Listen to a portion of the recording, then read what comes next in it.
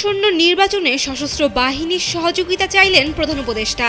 বিজয় দিবস উদযাপনে নাশকতার শঙ্কা নেই বলে জানিয়েছেন স্বরাষ্ট্র উপদেষ্টা। শুধু নির্বাচন নয়, একটি সত্যিকার গণতান্ত্রিক রাষ্ট্র প্রতিষ্ঠাই বিএনপির মূল লক্ষ্য বললেন মির্জা ফখরুল। নির্বাচন সফলে আইনশৃঙ্খলা বাহিনীর চেয়েও রাজনৈতিক দলের ভূমিকা বড় বলে মনে করেন সিইসি।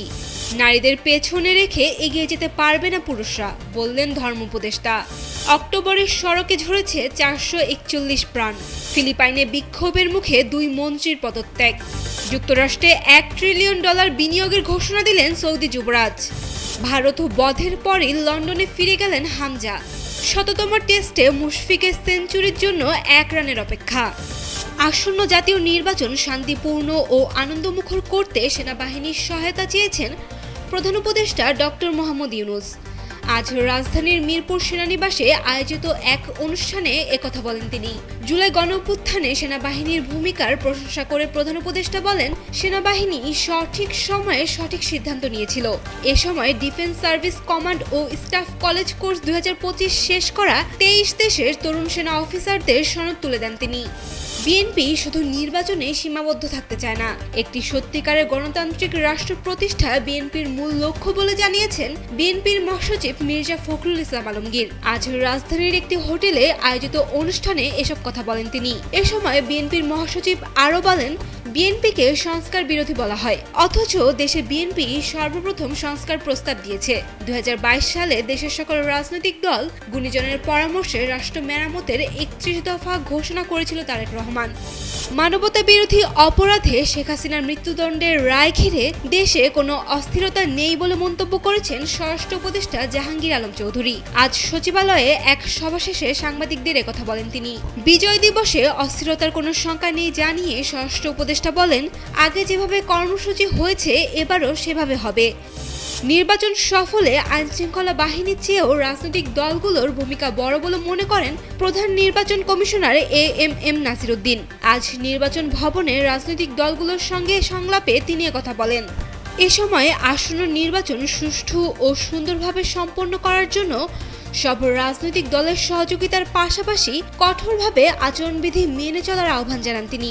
সিইসি আরও বলেন, একটি সুন্দর ও গ্রহণযোগ্য নির্বাচন নিশ্চিত করার জন্য নির্বাচন কমিশন ও রাজনৈতিক দলগুলো জাতির কাছে ওয়াদাবদ্ধ। নারীদের পেছনে রেখে পুরুষরা সামনে এগিয়ে যেতে পারবে না, এগিয়ে যেতে হলে মা বোনদের সঙ্গে নিয়ে যেতে হবে বলে মন্তব্য করলেন ধর্ম উপদেষ্টা ডক্টর আফম খালিদ হোসেন। আজ রাজধানীর শহীদ আবু সাইদ কনভেনশন সেন্টারে আয়োজিত এক অনুষ্ঠানে তিনি একথা বলেন। ধর্ম উপদেষ্টা আরও বলেন, আমরা একটি নতুন দিনের স্বপ্ন দেখি, আর ভেদাভেদ নয়, একে অপরের হাত ধরে সামনের দিকে এগোতে হবে। গত অক্টোবর মাসে দেশের সড়ক দুর্ঘটনা ঘটেছে 486টি। এই দুর্ঘটনায় নিহত হয়েছে 441 জন। এছাড়া আহত হয়েছেন 1128 জন। এর মধ্যে 192টি মোটরসাইকেল দুর্ঘটনায় 137 জন নিহত হয়েছে বলে জানায় রোড সেফটি ফাউন্ডেশন। আজ গণমাধ্যমকে পাঠানো এক প্রতিবেদনে এসব তথ্য জানিয়েছে রোড সেফটি ফাউন্ডেশনের নির্বাহী পরিচালক সাইদুর রহমান। জাপানে একটি আবাসিক এলাকায় ভয়াবহ অগ্নিকাণ্ডের ঘটনায় এক রাতেই আগুনে পুড়েছে 170টিরও বেশি ভবন। বিদ্যুৎ বিচ্ছিন্ন হয়ে পড়েছে শত শত বাড়ি। আজ জাপানের জাতীয় অগ্নি নির্বাপন সংস্থার বরাতে এ তথ্য জানিয়েছে বার্তা সংস্থা রয়টার্স। জাপানের অগ্নি নির্বাপন ও দুর্যোগ ব্যবস্থাপনা সংস্থা জানিয়েছে, টোকিও থেকে প্রায় 770 কিলোমিটার দূরে ওইতো শহরের একটি আবাসিক এলাকায় আগুন লাগে। এরপর এর ভয়াবহতা বাড়তে থাকে। যুক্তরাষ্ট্রে $600 বিলিয়ন বিনিয়োগ বাড়িয়ে $1 ট্রিলিয়ন করার ঘোষণা দিয়েছে সৌদি আরব। এছাড়া যুক্তরাষ্ট্র থেকে F-35 যুদ্ধবিমান কিনবে বলে জানিয়েছে দেশটি। মঙ্গলবার ওয়াশিংটনের হোয়াইট হাউসে ডোনাল্ড ট্রাম্পের সঙ্গে যৌথ ব্রিফিংয়ে এ ঘোষণা দেন সৌদি যুবরাজ মোহাম্মদ বিন সালমান। এছাড়া তিনি কৃত্রিম বুদ্ধিমত্তা ও প্রযুক্তি সহ বিভিন্ন খাতে দুই দেশের মধ্যে বড় বিনিয়োগের সুযোগ তৈরি করবেন বলে জানান।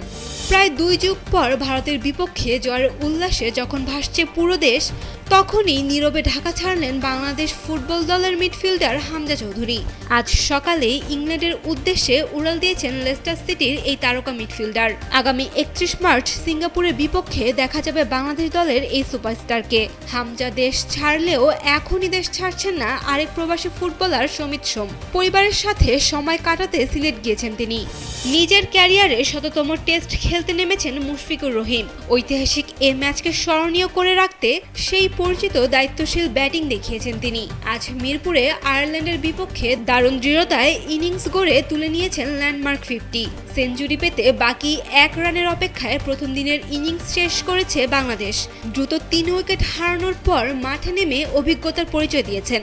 ৯০ ওভার শেষে বাংলাদেশ সংগ্রহ করেছে ৪ উইকেটে ২৯২ রান।